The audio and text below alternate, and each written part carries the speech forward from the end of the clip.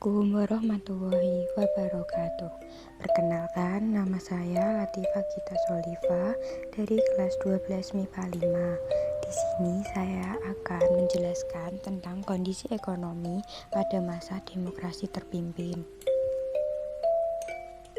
Ekonomi pada masa demokrasi terpimpin.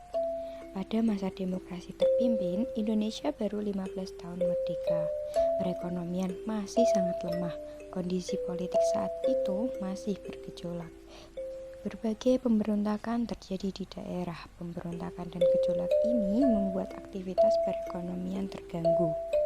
Lalu, apa itu ekonomi terpimpin? Ekonomi terpimpin adalah sistem ekonomi di mana semua aktivitas ekonomi dipusatkan di pemerintah. Pemerintah daerah hanya kepanjangan tangan dari pemerintah pusat.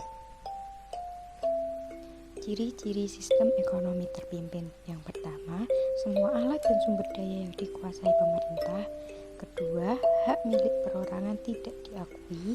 Ketiga, tidak ada individu atau kelompok yang dapat berusaha dengan bebas dalam kegiatan perekonomian. Dan yang keempat, kebijakan perekonomian diatur sepenuhnya oleh pemerintah. Kondisi ekonomi pada masa demokrasi terpimpin.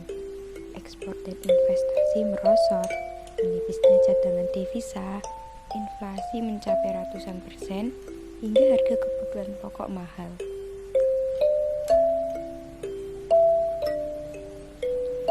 Presiden Soekarno sedang berpidato dalam rapat raksasa Megayang Malaysia di Gelora Bung Karno pada tanggal 28 Juli 1963. Sikap keras itu diperparah dengan keputusan Indonesia keluar dari Perserikatan Bangsa-Bangsa pada 1965. Kegiatan ekspor pun terhenti. Akibatnya, sejak tahun 1961, negara harus terus membiayai kekurangan neraca pembayaran dari cadangan emas dan devisa. Pada 1965, cadangan emas dan devisa telah habis, bahkan menunjukkan saldo negatif sebesar 3 juta dolar Amerika Serikat sebagai dampak politik konfrontasi Malaysia dan negara-negara barat.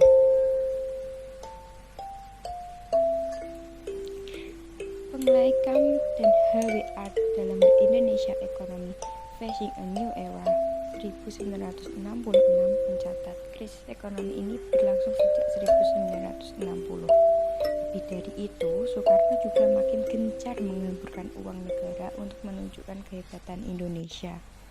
Biaya pemerintah untuk proyek politik mercusuar seperti Game of the New Emerging Force (GENIFO) pada 1963 dan Conference of the Emerging Forces (CONEF) pada 1965 membengkak.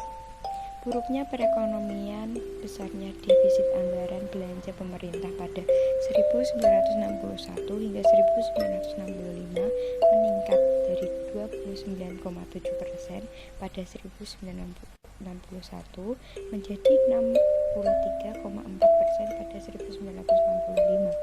Sejak 1961, situasi moneter yang makin parah ditandai dengan laju inflasi yang tinggi atau hiperinflasi.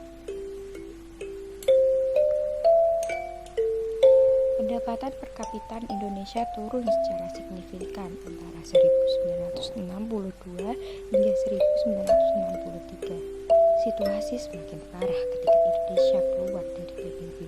Pada 1965, tingkat peredaran uang naik hingga 161%, sementara inflasi mencapai 592%. Bantuan asing terhenti karena Soekarno menolak bantuan dana sebesar 400 juta dolar Amerika Serikat dari IMF.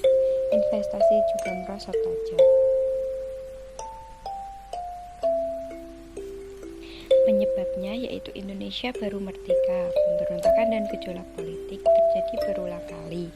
Indonesia berkonfrontasi dengan Malaysia dan negara-negara barat. Anggaran negara dihamburkan untuk proyek politik Presiden Soekarno. Kebijakan yang dikeluarkan gagal untuk menyelamatkan perekonomian. Kebijakan lain dari pemerintah yaitu pembentukan Komando Tertinggi Operasi Ekonomi dan Kesatuan Operasi inflasi. Beberapa bank negara seperti Bank Koperasi dan Nelayan (BKTN), Bank Umum Negara, Bank Tabungan Negara, Bank Negara Indonesia ke dalam Bank Indonesia. Kelebihan dari sistem ekonomi terpimpin yaitu pemerintah lebih mudah mengendalikan inflasi dalam masalah ekonomi lainnya. Pasar barang dalam negeri berjalan lancar. Pemerintah dapat ikut campur dalam hal pembentukan harga.